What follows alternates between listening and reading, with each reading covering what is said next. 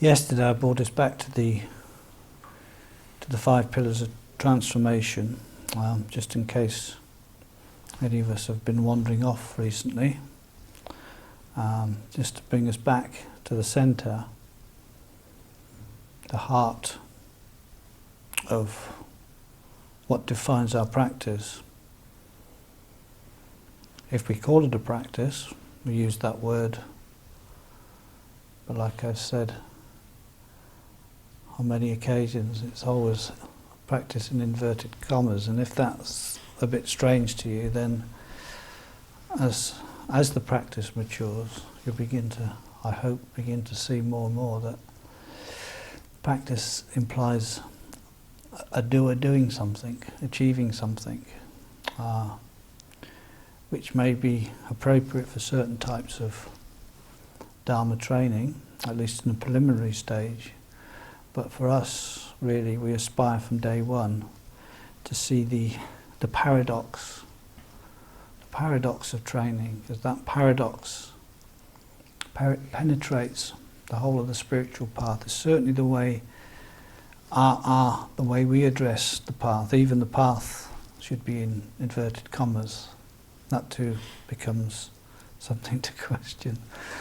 But eventually, it's all the revealing, the unfolding of the mystery that we're actually engaging with. It doesn't seem like a mystery. I mean, it may be something that we don't grasp. We can say it's mysterious in that way.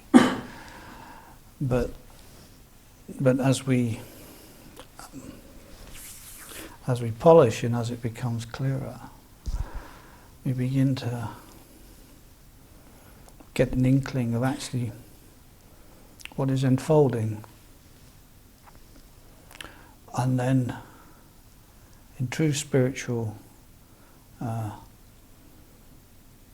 spirit, the characteristic of the spiritual path is that it is a mystery. It isn't something dualistic and obvious and something that we can access easily with our intellect.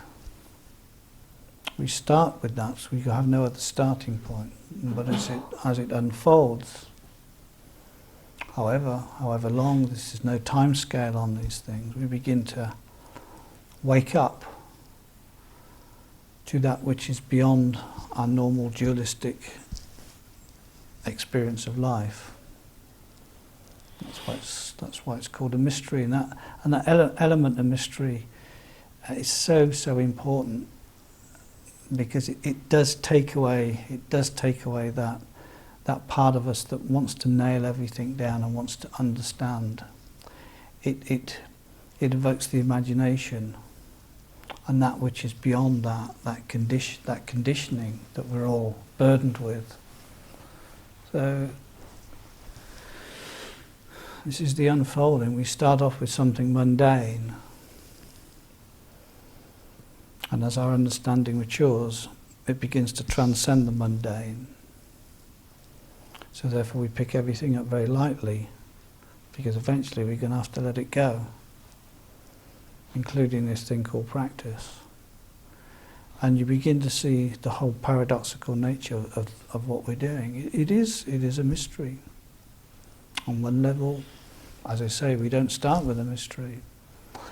But if we can leave a space within our mandala, our awareness of, leave a space for the mystery, for that which transcends our duality, the thing that we're actually bound by. We're caught by this dualistic thing, and we imagine, well, this is it. This is reality. Even this is my life. This is reality. But actually, it's something very, very limited, and it's the cause within those bounds of duality is where our suffering, our unsatisfactoriness is to be found. It's because we are bound by something. But in fact our true nature is boundless. It has no parameters. It is not a thing. It is mysterious. It is a mystery. And to have that element, have that space, even though, again, if you start defining a mystery, it's no longer a mystery. If you want to tie it down and put it in a box somewhere, then it ceases to be a mystery. It comes into your dualistic, restricted world, a conceptual thing that can only go so far, and then it stops. Whereas there is a part of us that has no parameters at all, and we will never grasp it, and we will never possess it. It will never become one of my possessions. But to have that sense of mystery is very important, and for us with our type of practice, because in a sense we are transcending straight to the mystery. We need to give that space, and this is where faith and trust comes in, because it's not something that you can know intellectually, experience intellectually, but it's where that leap of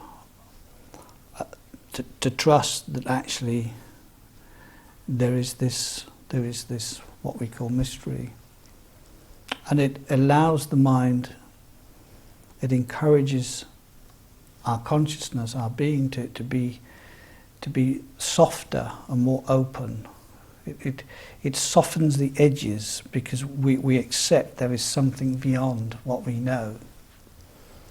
It's like it pushes the door open, or it leaves the door unlocked, or it's slightly ajar, so that we are prepared to accept that there is that which is beyond what I know.